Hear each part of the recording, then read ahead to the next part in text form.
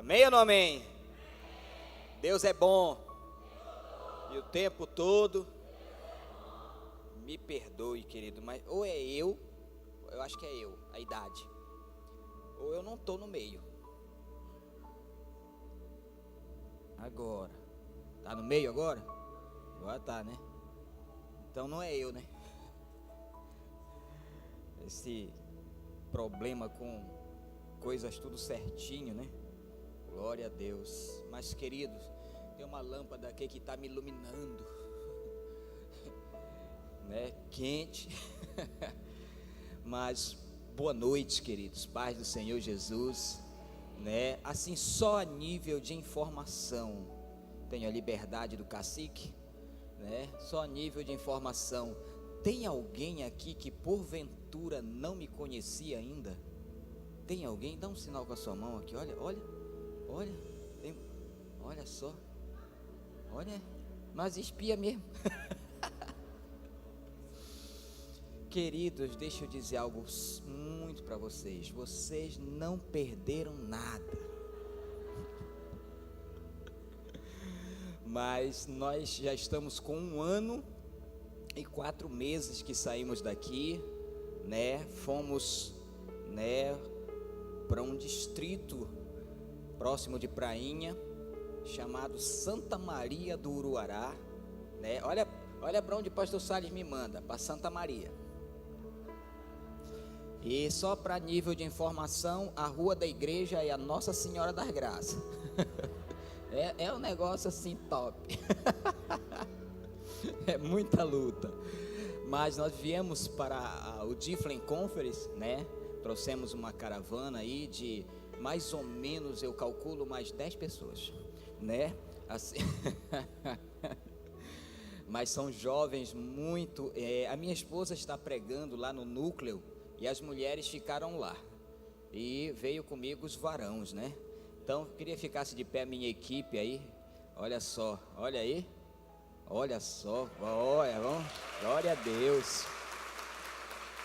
Né? Glória a Deus. Muito obrigado, meus filhos. Podem sentar, que eu não lembro o nome de vocês todos. Mas, queridos, são os meus valentes, né? São os meus valentes que andam comigo, todos envolvidos na igreja, até o Tutano e o Gogó, né? Do Ministério de Louvor, mídia, Dom Divino, o que mais? Atmosfera, todos envolvidos em life groups. Agora é assim, life group agora, né? E estão todos envolvidos. Trouxemos algumas meninas também, para a glória de Jesus. E eu quero agora, eu aprendi isso com o meu reverendo, eu quero agradecer pela vida de cada um de vocês, agradecer mesmo, de coração. Pastor, por que isso?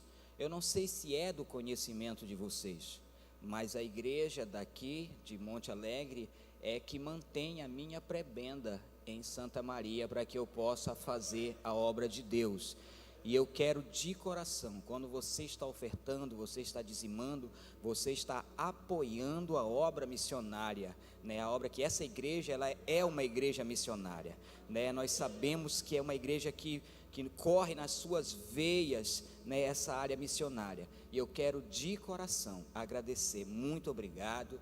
Nós estamos ali tentando honrar o nome de Jesus, honrar o nome da Paz Church, honrar o nome da nossa liderança para a glória de Jesus, né? Aí o pastor Salles, ele pegou o discípulo mais maluco e mandou para lá, né? É assim mesmo, desse jeito. Mas obrigado, queridos, obrigado. E eu quero motivar você a nos visitar.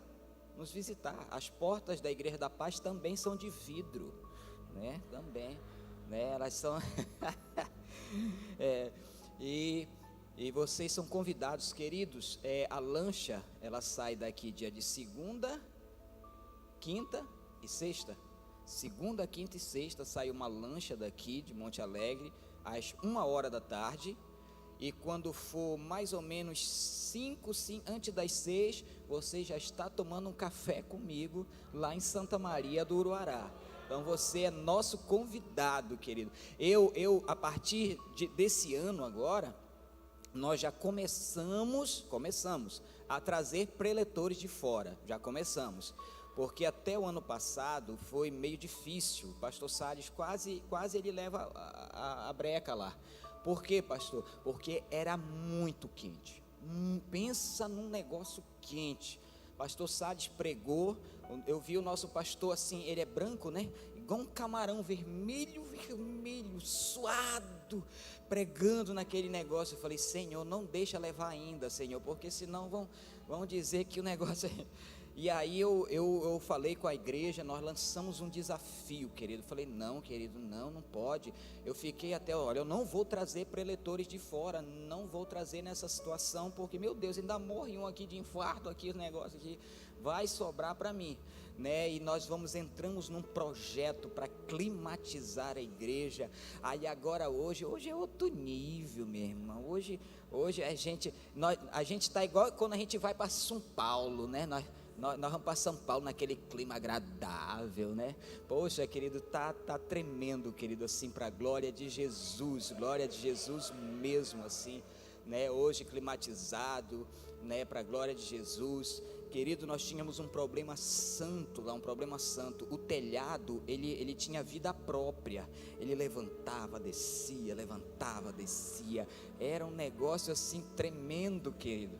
Uma vez nós estávamos no culto, Zezinho, a parede, né, tem a parede, né, o telhado era só colocado em cima, não era chumbado, deu um vento, querido, o telhado levantava, batia, e para acabar de inteirar faltou a luz, aí pronto, é o arrebatamento.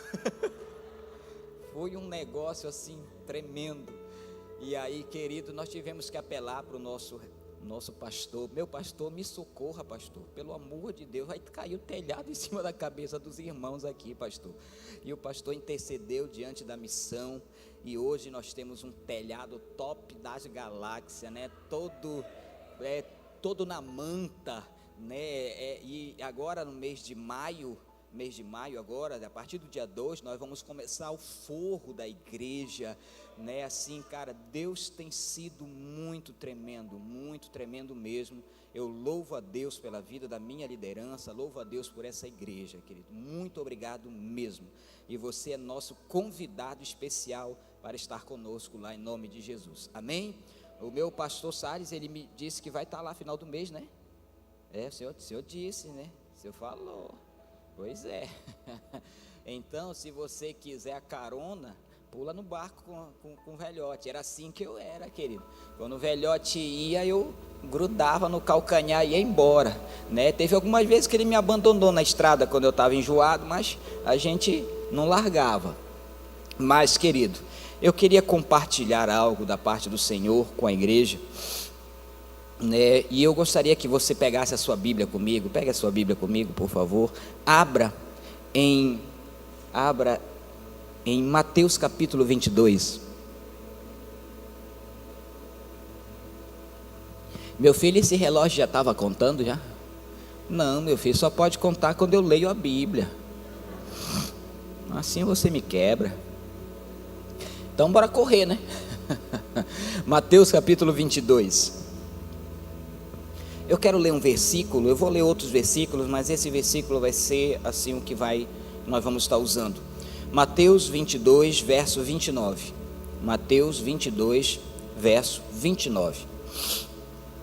Jesus aqui, querido, o evangelista Mateus, o apóstolo Mateus, escrevendo, falando de um diálogo de Jesus com alguns judeus que eram da seita, né? E eles estavam questionando acerca da ressurreição. Os irmãos saduceus, eles não criam. Aumentaram bem agora aqui o negócio, né? Aleluia, irmão. Né? E Jesus vai dar uma resposta para eles no verso 29, dizendo assim, ó: respondeu Jesus: errais, não conhecendo as Escrituras e nem o poder de Deus. Preste atenção nisso. Eles estavam conversando sobre ressurreição. E Jesus tentando falar para eles, explicar para eles, mas eles não acreditavam na ressurreição. E o evangelista Mateus vai deixar esse diálogo escrito para nossa edificação, de um erro muito grande que pode acontecer hoje nos nossos dias. E ele vai dizer para aquelas pessoas: vocês erram, existe um erro em vocês, e esse erro em vocês, ele consiste porque vocês não conhecem as Escrituras e nem o poder de Deus. Eu já preguei mensagens falando dessas duas, as Escrituras e o poder de Deus, que eu comparo como um pássaro, uma ave, que para que uma ave possa voar, ela tem que estar com as duas asas boas, as duas asas. Então, para mim, no mundo espiritual funciona assim: uma dessas asas é esse poder de Deus, sabe, é a unção que Deus libera sobre nossas vidas, é os dons do Espírito Santo, né? Essa intimidade com Deus, de oração. Realmente, isso aqui é essa pessoalidade, dessa unção de Deus sobre as nossas vidas, que não tem como ter essa caminhada cristã sem o poder de Deus. Mas essa outra asa é o conhecimento das Escrituras, conhecimento. E quando essas duas asas estão funcionando, a unção de Deus com o conhecimento de Deus, queridos, você vai voar muito alto, muito alto.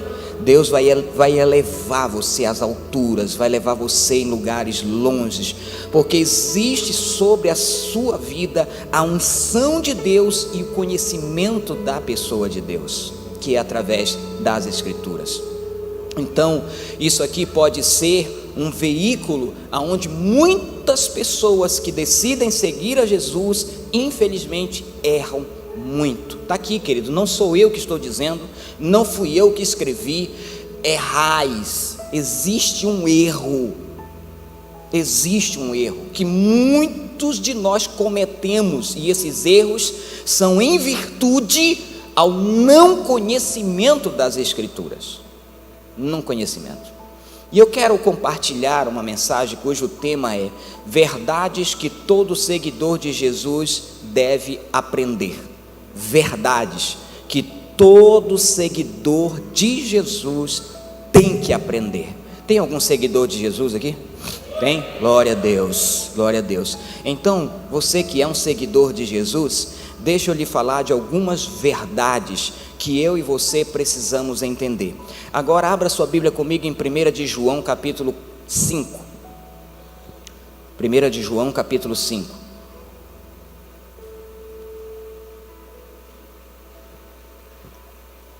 João capítulo 5, verso 4 diz assim, ó: porque todo que é nascido de Deus vence o mundo. Diga aleluia, diga glória a Deus.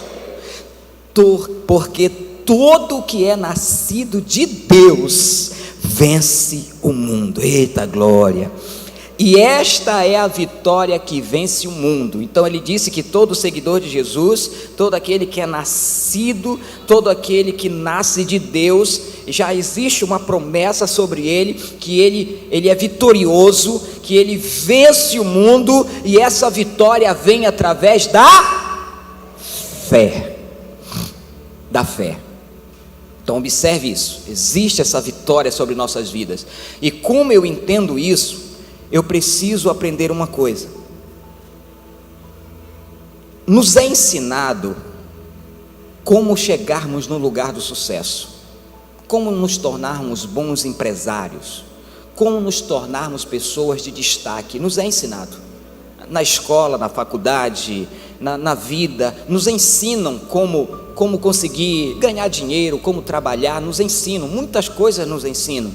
Mas tem uma coisa que muitas vezes esquecem de nos ensinar, é de como lidar no meio das tempestades. Escute, as pessoas foram treinadas em como alcançar o sucesso, mas não foram treinadas sobre o que fazer no meio de uma tempestade. Muitas pessoas não foram ensinadas como se deve lidar no meio da tempestade. E é no meio da tempestade que, infelizmente, por falta de entendimento, muitos acabam naufragando. E eu quero te dar só três verdades. Eu poderia falar aqui de centenas, mas 3 verdades que eu considero assim as mais primordiais. Eu não sei se você aqui está nos visitando, eu não sei se a sua vida você está passando por adversidade, por dificuldades, não sei quais são as lutas que você está enfrentando, mas eu quero te dar 3 orientações, querido, e anote. Se você gosta de anotar, anote. Primeira orientação: não culpe a Deus. Não culpe a Deus. Muitas vezes, muitos cristãos estão passando por dificuldades, adversidades, e começam a culpar a Deus, começam a dizer que Deus é culpado, começam a questionar e perguntar onde o Senhor estava, o Senhor não viu isso, por que isso está acontecendo? E começam de alguma forma a culpar a Deus. E quando eles começam a desenvolver essa culpa a Deus, eles têm a tendência a se distanciar de Deus, porque você não vai querer estar perto de alguém que você acha que está de alguma forma lhe fazendo mal, porque você está culpando Deus por alguma situação. Escute, querido, eu acabei de concluir agora, para a glória de Jesus, tudo para a glória dele, eu concluí agora em março a minha primeira faculdade. Agora eu sou, para a glória de Jesus, bacharel em teologia, e eu fiz o meu TCC. O tema é Decepcionados com Deus e Abandono da Fé. E eu fiz uma pesquisa muito profunda acerca desse sentimento de pessoas que de alguma forma desenvolvem uma decepção com Deus. O tema do meu TCC era Decepcionados com Deus e Abandono da Fé.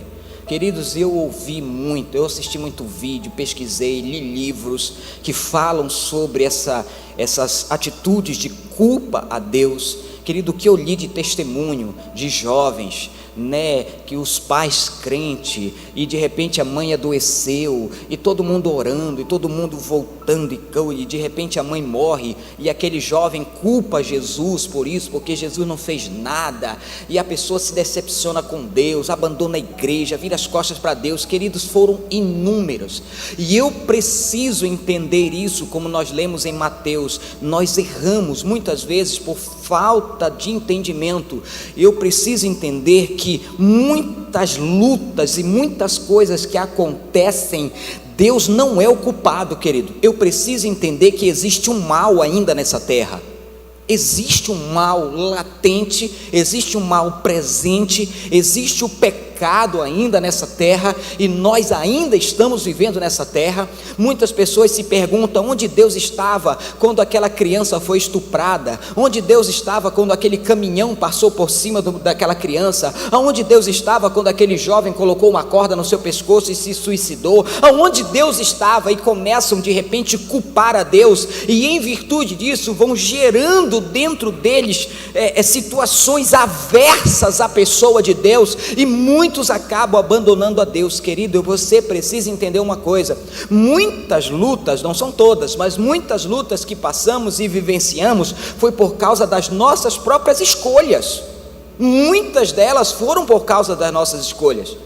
Muitos casais, infelizmente, passam por muitas lutas e adversidades porque aconselharam de todas as formas para aquela jovem não casar com aquela pessoa que não é crente, mas infelizmente ela endureceu o coração e quis casar com aquela pessoa, e hoje vive uma vida de trevas. Hoje ela vem para a igreja sozinha porque o cara não vem, e muitas vezes ela nem vem mais, e ela começa a culpar Deus. Deus, olha só o que o Senhor me deu. Não foi Deus que te deu, foi você que escolheu.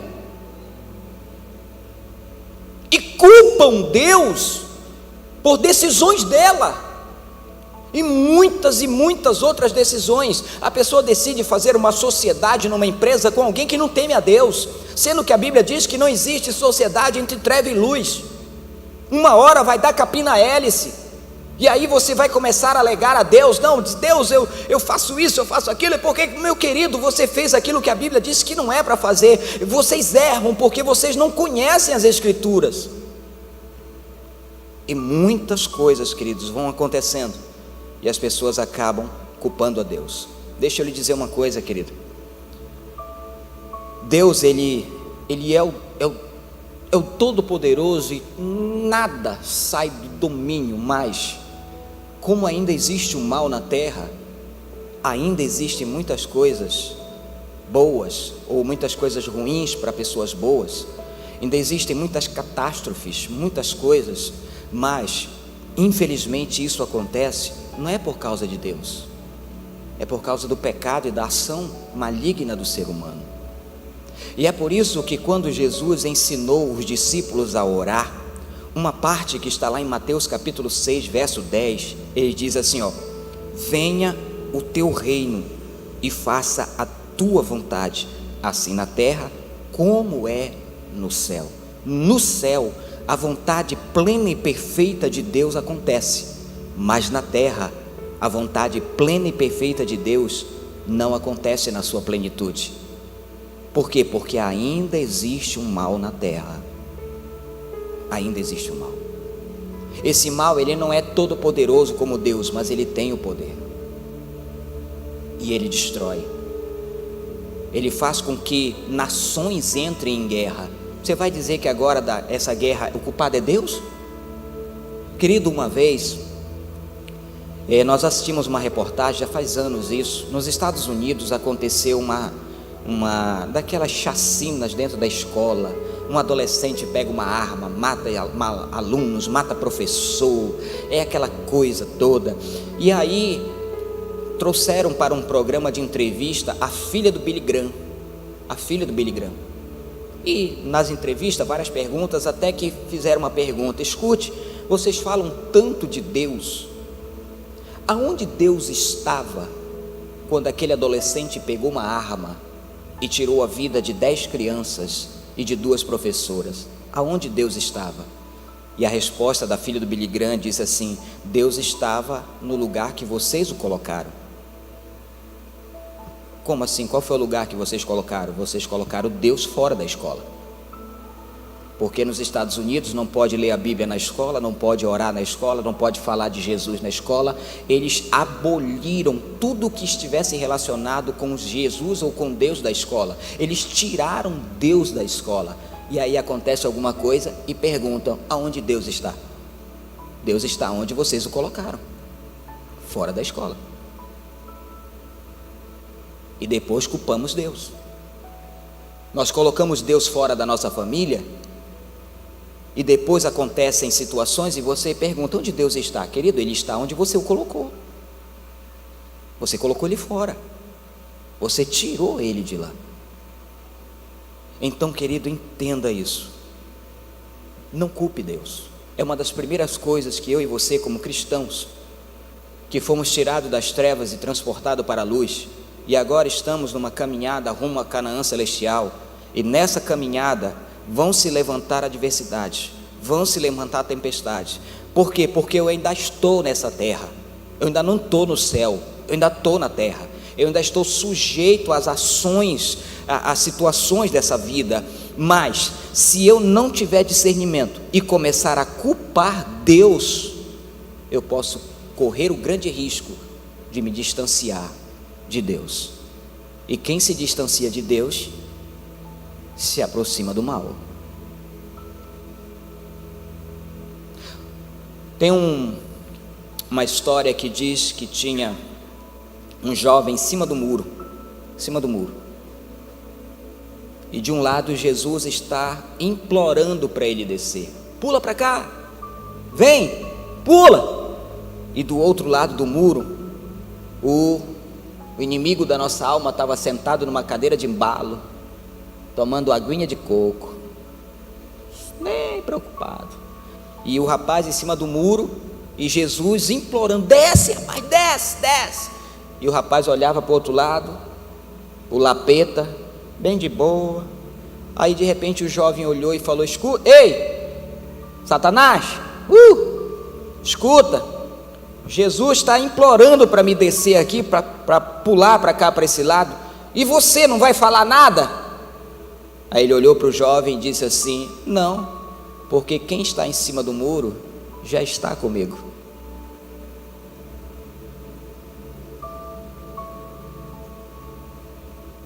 Quem está em cima do muro já está com ele. Porque quando você decidiu estar em cima do muro, você já tomou a sua decisão. Você não quer ir para esse lado. Entenda isso, querido. Não culpe Deus. Tiago capítulo 1, verso 13 diz assim, ó, eu vou ler aqui, querido. Eu amei isso aqui. Falei de manhã, né, pastora Mila? Esse versículo é forte. Tiago capítulo 1, verso 13. Só que a versão que eu vou ler é a mensagem. Vamos ler aqui na tela primeiro essa versão? Qual é a versão aqui, meu filho? Diz aqui a versão, Sociedade Bíblica. É a RA, é? O que é isso? É revista e atualizada? É, revista e atualizada? É isso, né? Tá. Então, olha o que diz primeiro Tiago 1,13 na RA. Né? Ninguém, ao ser tentado, diga, sou tentado por Deus. Porque Deus não pode ser tentado pelo mal, e Ele mesmo a ninguém tenta. Olha só, eu não posso culpar Deus. Agora eu vou ler na versão a mensagem, tá? Essa versão é boa. Olha o que diz aqui, ó. Ninguém que esteja passando por lutas pode ter a cara de pau de dizer, é Deus que está me tentando. Deus não tem nada a ver com isso. Ele nunca põe o mal no caminho de ninguém. Essa versão é boa, né? Diga para o irmão que está do seu lado, nossa. Olha, vou ler de novo porque eu gostei. Diz assim, ó, ninguém que esteja passando por lutas pode ter a cara de pau de dizer, é Deus que está me tentando. Deus não tem nada a ver com isso, e Ele nunca põe o mal no caminho de ninguém. Então, querido, não culpe Deus. Pastor, tem que culpar alguém? Culpa Adão e Eva, mano. Mas não culpa Deus. Culpa a serpente, culpa o pecado, culpa o diabo, culpa você mesmo, porque muitas coisas são a escolha sua. Mas não culpe Deus, porque Deus não é tentado pelo mal, e Deus não tenta ninguém. Entenda isso é muito importante. Segundo ponto, porque aquele relógio, ele tem um problema comigo. Tem um problema aquele relógio comigo. Segundo ponto, para que eu preciso entender isso, eu preciso aprender isso. Na minha caminhada cristã, eu preciso entender que as adversidades, as tempestades, Deus está para me ajudar. Eu não vou culpar Deus por isso, mas Deus está pronto a me ajudar.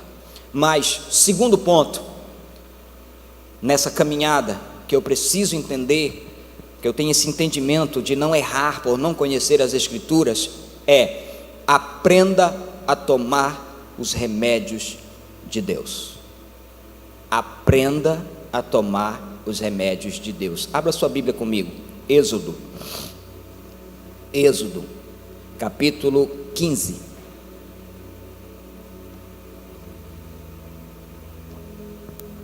Êxodo, capítulo 15. Termina 8h30, é? 8h30, né? É, né? Êxodo, capítulo 15. Quem achou, diga amém. Quem não achou, diga misericórdia. Leia comigo do verso 22 ao 26. 22 ao 26. Êxodo, capítulo 15, verso 22 a 26. Fez Moisés partir a Israel do Mar Vermelho e saíram para o deserto de Sur. Caminharam 3 dias no deserto e não acharam água. Afinal, chegaram a Mara. Todavia não puderam beber as águas de Mara, porque eram amargas. Por isso chamou-lhes Mara. E o povo murmurou contra Moisés, dizendo: que havemos de beber?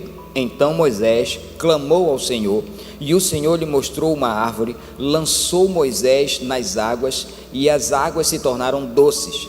Deu-lhes ali o estatuto e uma ordenança, e ali os provou, e disse: se vocês ouvirem atentamente a minha voz, a voz do teu Deus, e fizerem o que é reto diante dos seus olhos, e derem ouvido aos seus mandamentos, e guardarem todos os seus estatutos, nenhuma enfermidade virá sobre ti das que enviei sobre os egípcios, pois eu sou o Senhor que te sara. Olhe para cá, vou ser mais rápido. Eu vou ilustrar como porquê e trazer para a nossa realidade. Esse fato aconteceu depois que houve a travessia do Mar Vermelho, né? Quando o mar se fechou. Nós sabemos que o Egito representa o mundo, Faraó, Satanás, e o exército de Faraó, os demônios, mas Deus deu uma grande vitória, um grande livramento para o seu povo, mediante, né, aquele grande livramento. Miriam faz uma grande festa, pega o tamborim, pega as mulheres e faz aquela festa, e quando termina aquela festa, agora vamos começar a caminhada, rumo ao quê? A terra que foi prometida. Vamos começar, e a Bíblia diz que ao caminho de 3 dias, acabou a água, talvez ele ainda tivesse um pouco de água naquele cântaro, alguma coisa assim, começou a acabar a água, né? E de repente eles enxergaram ao longe um oásis, um lugar que tinha água, e correram. Quando eles foram tomar aquela água era amarga, por isso se chamava Mara, amarga. Quando eles tomaram daquela água amarga, de repente ficaram brabo e se levantaram contra Moisés, começaram a murmurar, começaram a reclamar, e Moisés teve que orar a Deus, e Deus deu uma direção. Ele pegou um galho de uma árvore, jogou no mar, naquele rio lá, e a água ficou doce, eles beberam. Mas Deus vai dizer que se eles atentassem direitinho para aquilo que o Senhor estava fazendo na vida deles, que não viria sobre eles enfermidades tais que tinha no Egito, porque Ele era o Deus que sarava. Deixa eu ilustrar isso para nossas vidas. Segundo os estudiosos, essa água de Mara é uma água que tem muitas propriedades medicinais, muitas propriedades. E o povo que estava no deserto, que saiu do Egito, as águas do Egito eram águas altamente contaminadas. Existia um índice de mortandade muito grande no Egito por causa daquela água que era contaminada. Muitas pessoas tinham que beber daquela água e acabavam adquirindo muitos problemas de estômago, muitos problemas, vermes. Naquele tempo não tinha farmácia para dar aqueles remedinho, então muitas crianças morriam, muitas pessoas morriam por causa disso. Só que agora Deus tira do Egito e tem como principal objetivo sarar, curar. E Deus leva eles até uma água amarga, mas essa água, ela tinha propriedades medicinais para matar todos os vermes, bactérias e germes que tinham dentro deles, mas eles murmuraram. O que isso traz para nós hoje, pastor? Deus tem tirado muitas pessoas do Egito, mas infelizmente quando Deus nos tira do Egito, o Egito ainda está dentro de nós. Existem muitas mazelas ainda em nós, existem muitas feridas em nós, existem muitas coisas na nossa alma, existem muitas coisas nas nossas emoções que Deus, Ele quer nos curar. Mas o remédio de Deus é amargo. E dizem que o remédio que mais funciona é o amargo. Mas quando chega na hora de começar a receber o tratamento de Deus, a pessoa começa a rejeitar e não permite que Deus comece a tocar nas suas feridas. A pessoa, ela resiste ao tratamento de Deus. Ela vem para Jesus toda empolgada, toda animada, entregou a vida para Jesus, amém, glória a Deus, eu sou nova criatura, glória a Deus. Isso significa que o teu espírito agora, ele está em primeiro lugar, ele agora foi recriado. Mas deixa eu te dizer, o teu espírito foi recriado, mas a tua alma não. E é na tua alma que ficam os teus sentimentos, emoções. É na tua alma que fica aquelas áreas que muitas vezes nós fomos muito machucados, e Jesus quer nos curar, querido. Jesus, ele não quer só nos tirar do Egito, ele quer tirar o Egito de nós, tudo aquilo que foi adquirido neste mundo, nessa vida, né? Toda dor, toda mágoa, todo rancor, todo ressentimento, toda falta de perdão, toda essa mazela que existe dentro de nós, na nossa alma, essas feridas, Deus quer tratar, mas infelizmente muitas pessoas resistem. E quando Deus quer tratar, não. É quando alguém vem com amor nos confrontar, dizer: querido, isso está errado. Ah, mas é porque... Não, está errado. Ah, mas não é assim, querido. Não é certo fazer isso. Não, mas eu faço do meu jeito. É você rejeitando o tratamento de Deus. É você rejeitando aquilo que Deus quer fazer na sua vida. Escute, querido, escute. Como tem algumas pessoas aqui que ainda não me conhecem, deixa eu te dar um relatinho, um relatório bem pequeno. Escute. Por muitos anos, mesmo como cristão, existia uma ferida que ela não era uma ferida assim que ela ocupava um espaço, ela ocupava todo o espaço. Uma ferida adquirida na minha vida quando aos 11 anos de idade, o meu pai enfiou 3 balas na cabeça da minha mãe. Me responda uma coisa: você consegue ver um trauma maior que esse na vida de uma criança? Você consegue se deparar com um trauma maior que esse? Primeiro, a pessoa que você considera como alguém que é o seu protetor, que é o seu pai, ele tira da sua vida o bem mais precioso dado por Deus, que é a mãe. Você consegue mensurar o tamanho do buraco? Você consegue mensurar o tamanho da ferida? Agora, a partir dali, eu começo a ser criado por um e por outro. E eu começo agora a viver coisas que eu nunca vivi quando eu estava debaixo da tutela da minha mãe. Eu começo agora a só poder ir para a escola depois de lavar a louça, de varrer a casa, de limpar o quintal, de limpar o beco, de limpar o rego, de limpar tudo, senão não vai para a escola. Tudo o que acontece de errado na casa foi eu culpado, eu apanhava sem razão. Querido, eu passei o inferno. E cada vez que isso acontecia, na minha concepção existia um culpado. E quem era? O meu pai. Tudo. E cada vez aquela ferida que já tinha, ela começava a agregar outras feridas, e cada vez me tornando mais brabo, mais rancoroso, mais odioso, com um ódio do tamanho do mundo dentro de mim, com uma mágoa, um rancor, com uma falta de perdão do tamanho daquilo que o meu pai fez na minha vida. E eu vou crescendo, querido, eu vou crescendo assim, e eu vou me tornando uma pessoa amarga, uma pessoa rancorosa, uma pessoa odiosa, uma pessoa que tinha dificuldade de confiar nas pessoas. Por quê? Porque um dia foi gerada uma enorme ferida, ninguém me compreendia, ninguém me entendia. Querido, você não tem noção do que é você estudando na escola, dia dos pais, dia das mães, e você é o único que não tem ninguém.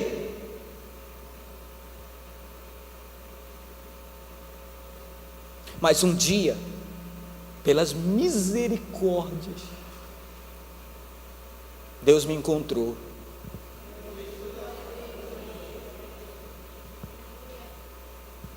E um dia, Deus começa um processo de cura.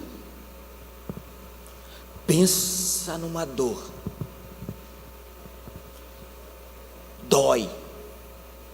Você ter que sentir literalmente, eu estou lhe falando isso literal. Se você acredita, o problema é seu. Literalmente você sentir o Espírito Santo meter a mão aqui dentro da alma. E cada vez que ele dava um sulavanco tentando puxar aquilo lá de dentro, doía tudo, porque muitas vezes você ainda quer se segurar naquilo, porque você ainda quer ter argumento para dizer o porquê que a tua vida é assim, e você começa a resistir ao tratamento de Deus, e Deus dizendo: deixa eu arrancar, deixa eu te sarar, deixa eu tirar. E você começa a dizer: tá bom, mas está doendo muito, mas deixa. E você percebe que o tratamento de Deus às vezes ele dói.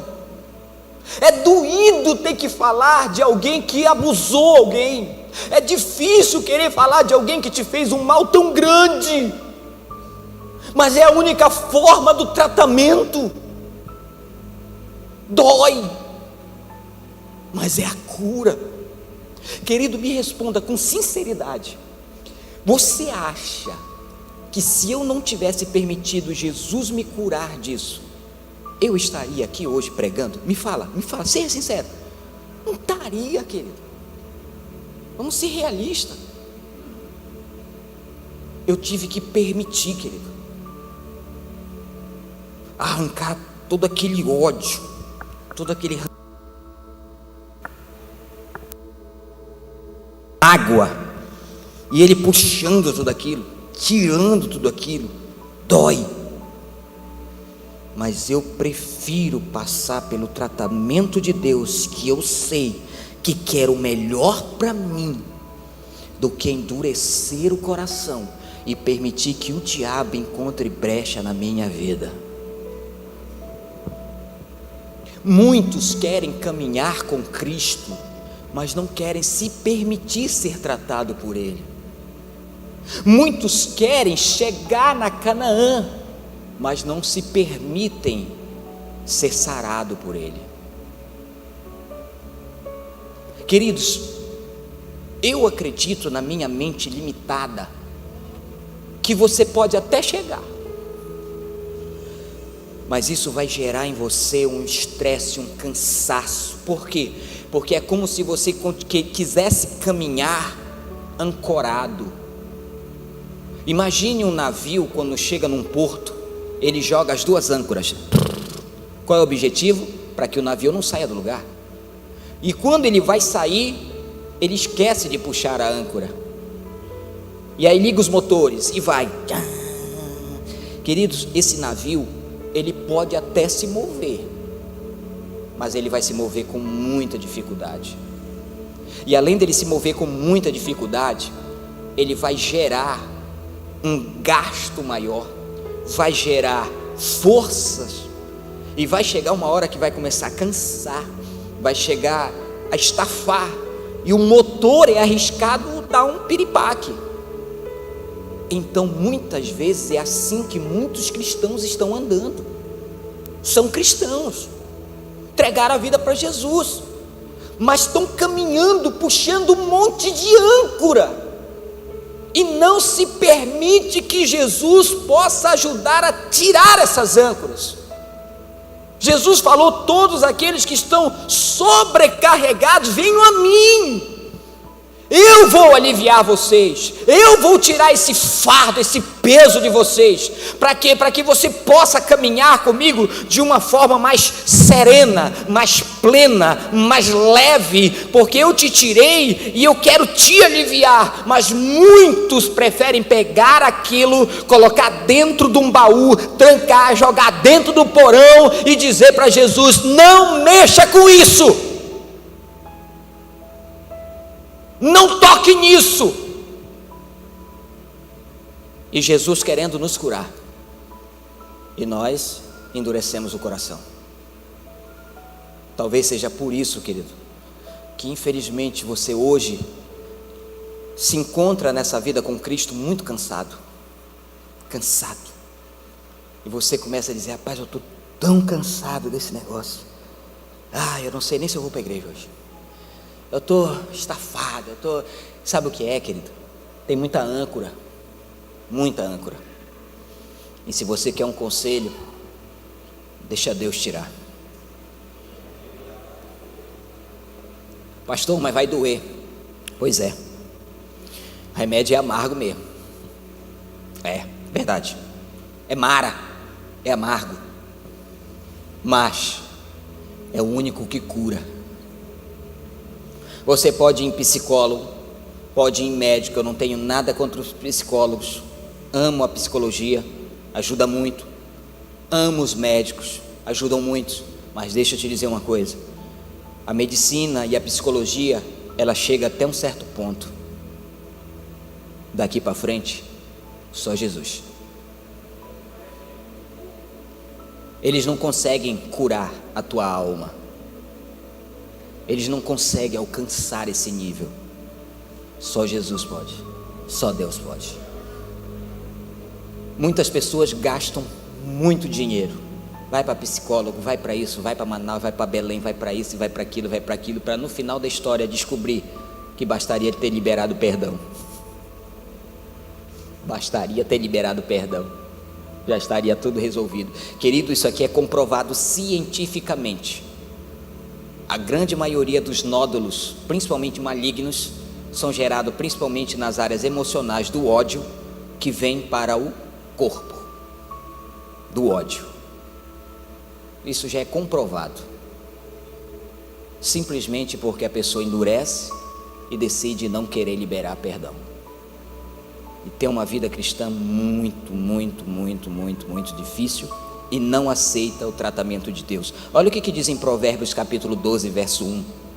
Provérbios 12, 1. Bora ver aqui, Provérbios 12, 1. Isso, vai aparecer. Glória a Deus. Provérbios 12, 1. Os meninos já até me conhecem, já ficam até meio coisa comigo. Olha só, quem ama a disciplina, quem ama a correção, quem ama ser tratado, ama o conhecimento, mas o que aborrece a repreensão é o que? Depois não vai dizer que foi eu que falei, tá?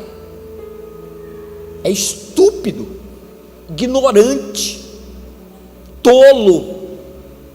Quem ama a disciplina ama o conhecimento, mas quem não ama a disciplina, quem aborrece a disciplina, quem aborrece a repreensão é um estúpido. Estúpido.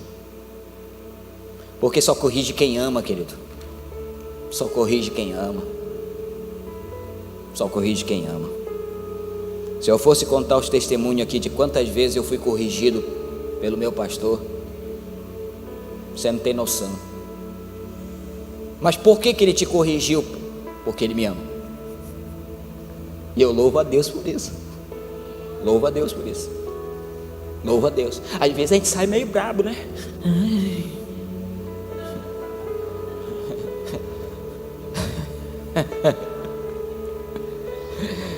Mas o meu velhote e a minha pastora sabe que eu amo, e eu busco honrá-los, mas tratamento dói, filho.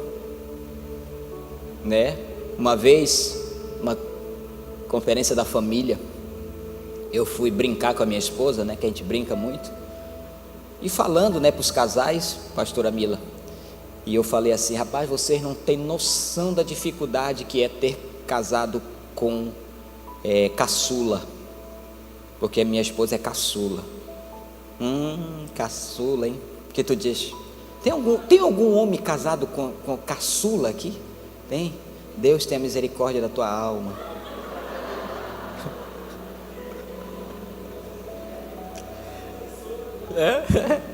Só que aí, querido, ela foi dar uma palestra e ela disse: pois é, querido, meu marido falou que casar com caçula, né? Pois é, difícil é casar com órfão.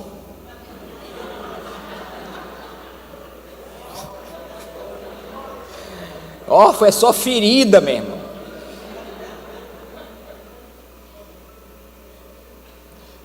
Por quê? Porque eu era assim, querido. É muita curuba.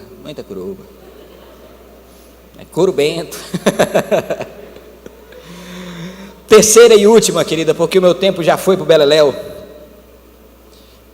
Eu estou te falando que nós erramos muito por não termos entendimento. E essa falta de entendimento nos leva muitas vezes a culpar Deus de muitas coisas, nos leva muitas vezes a ignorar o tratamento de Deus.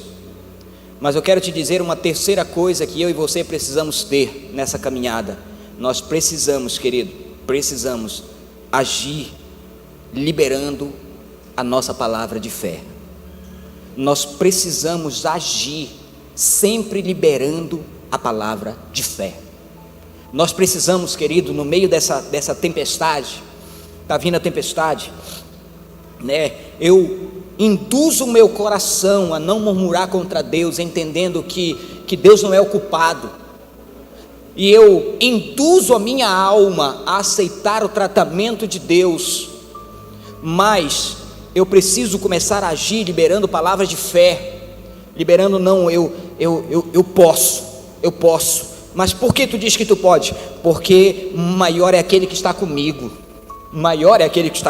eu não estou sozinho não, né? Eu sempre costumo dizer, eu tenho um pai, querido, olha, cuidado como tu, olha, e a Bíblia diz que ai daquele que toca nos órfãos e nas viúvas, querido, preste atenção, não toque em mim não, de qualquer jeito, que tu vai te lascar na mão do papai, né? Não vem forte não, hein? Mas eu falo, querido, não, eu tenho um pai. A Bíblia diz em João capítulo 1 que Jesus veio para os seus, mas os seus não aceitaram, mas todos quanto o aceitaram, deles o poder de serem feitos filhos de Deus. Eu tenho pai, querido, eu vou caminhando, eu vou liberando palavra de fé, não, mas não vai dar certo, não vai não, querido, vai, porque o meu Redentor vive, ele vai se levantar nesse negócio, a coisa vai acontecer, e você vai liberando, e você vai liberando, e você vai liberando.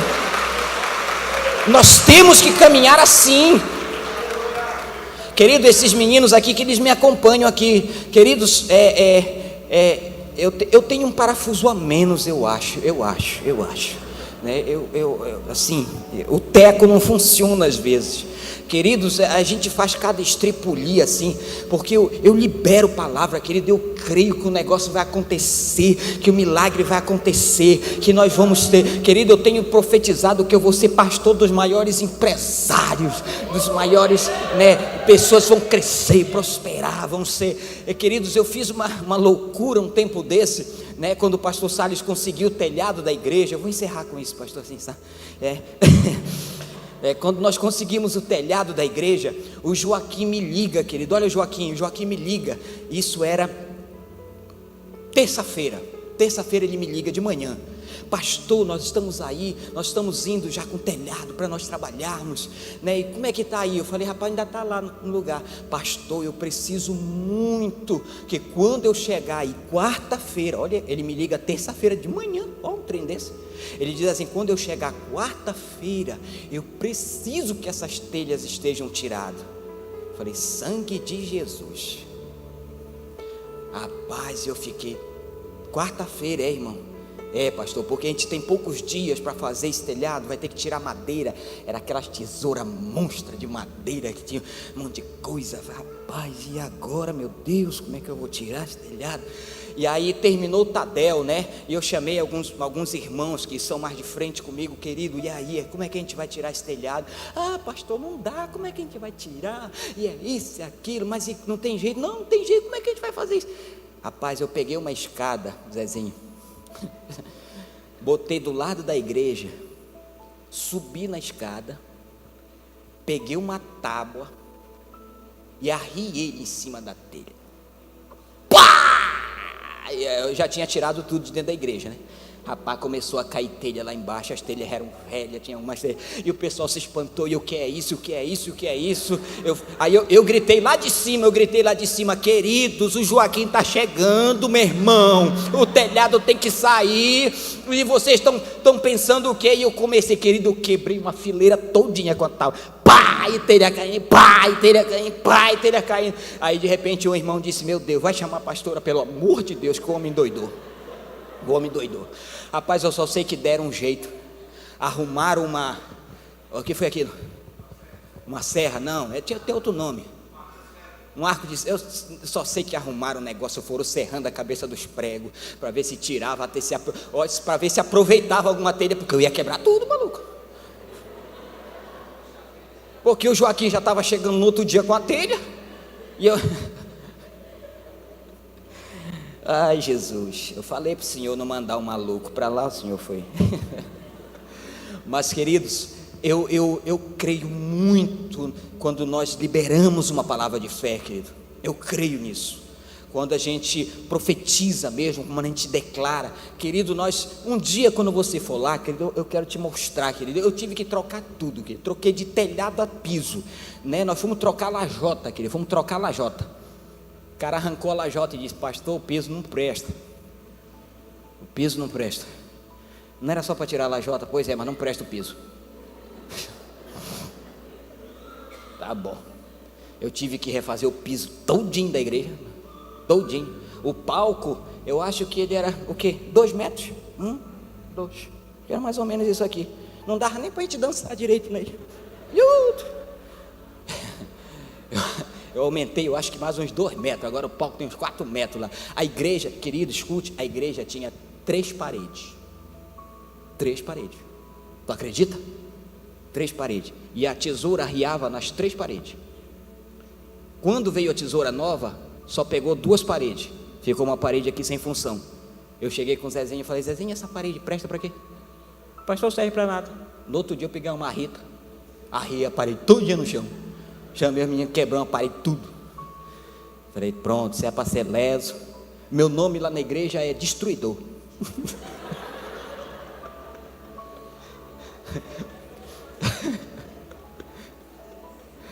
Mas sabe o que é isso, querido? Eu creio. Sabe, eu creio no milagre. Nós já estamos no projeto de construir a sala da criança, né? Nós já compramos o tijolo, já vamos. Eu só ainda não comecei porque lá chove 2 dias e depois mais 2. E não para de chover lá. Senão já tinha começado esse trem. É um negócio de doido assim. Mas eu creio assim que quando nós começamos a liberar nossa palavra de fé, quando nós começamos a liberar as coisas, querido, no reino espiritual, começa a se materializar, querido. Eu creio nisso. Então, querido, você pode lá na sua casa, na sua família, nos seus negócios, começa a liberar a palavra de fé. Começa a chegar na sua casa hoje para aquele capeta que está querendo destruir teu casamento, destruir teu relacionamento, destruir tua família, destruir tua empresa, destruir teu negócio. Bota o pé lá e diz: eis, a partir de hoje, a música aqui é outra, é Jesus. Pega as tuas coisas e pega o beco, ou por bem ou por mal, senão eu vou partir para cima de ti. Começa a dar voz de ordem lá, querido. Começa a botar esse capeta para correr de lá. Tira ele de lá. Usa a autoridade de Deus na sua vida. Fique de pé comigo, querido, antes que eu fale mais coisa.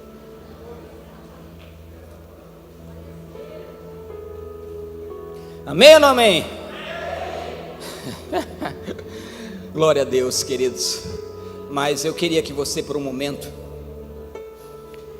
respire fundo.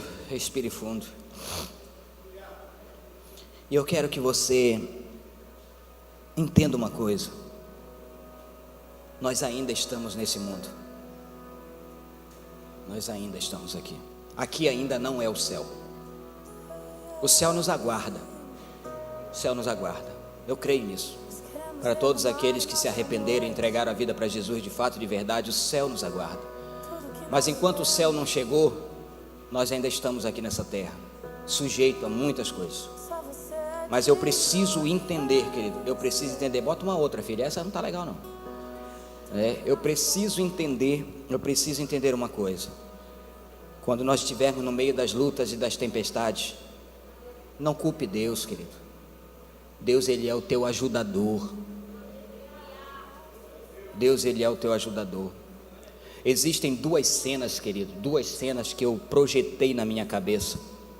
Eu projetei isso aqui na minha cabeça. A primeira cena que eu projetei na minha cabeça é a cena de Pedro, afundando. E quando eu estou nos meus dias de muita luta intensa, que eu estou orando de joelho, muitas vezes, querido, eu me sinto afundando. É nesse dia, querido, na minha mente eu crio a cena. Eu estendo as minhas mãos e digo: Jesus, não deixa eu afundar. Não deixa eu afundar, Jesus. É como se eu estivesse sentindo Jesus me levantando. Sabe, é muito importante isso nas nossas vidas.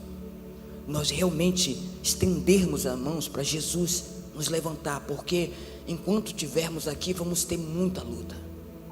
Dias que nós vamos querer que fossem riscados do mapa.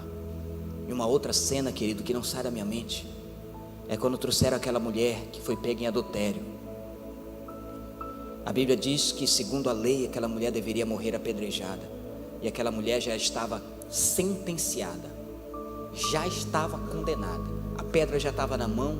Ela foi pega em adultério, foi pega em flagrante. Mas eles tiveram a brilhante ideia de querer dizer assim: vamos cacetar logo 2 coelhos de uma vez. Vamos levar para Jesus? Porque ele vai falar alguma coisa errada e a gente aproveita e apedreja os 2. Mas Jesus libera uma palavra para uma mulher condenada. Nunca esqueça isso, condenada. Jesus diz: quem não tiver pecado, que atire a primeira pedra. E de repente todos largam a pedra e vão embora. Mas ficou um ali que poderia condená-la.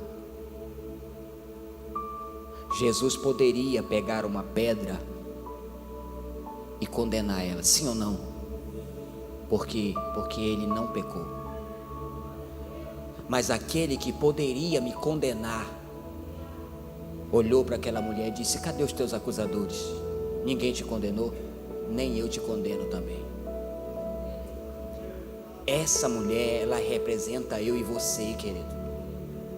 Nós estávamos condenados, sentenciados, mas Jesus veio com um ato de graça e misericórdia sobre nossas vidas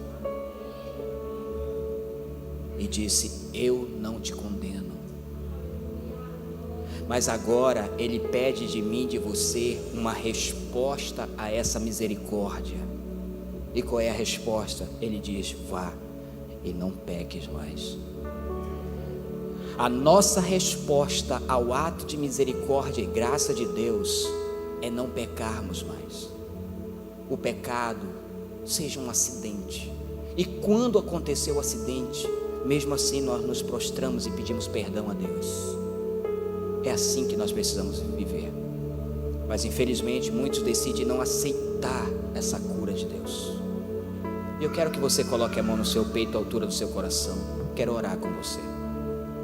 Senhor, meu Deus e meu Pai, a Tua palavra foi pregada, e eu creio que esses ensinamentos vão ser muito úteis para a nossa caminhada com Cristo. Primeiro, entender que não precisamos ficar culpando ao Senhor. Segundo, Senhor, que nós possamos entender e aceitar o tratamento de Deus sobre as nossas vidas.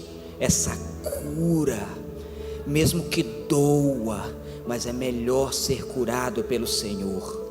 E terceiro, que nós possamos liberar palavras de fé, crendo nos impossíveis de Deus, crendo num agir soberano de Deus sobre as nossas vidas, nossa família. Por isso, Pai, não permita que nós venhamos a falhar, não permita que nós venhamos a murmurar, a sermos resistentes, a sermos endurecidos e não aceitarmos isso, Pai.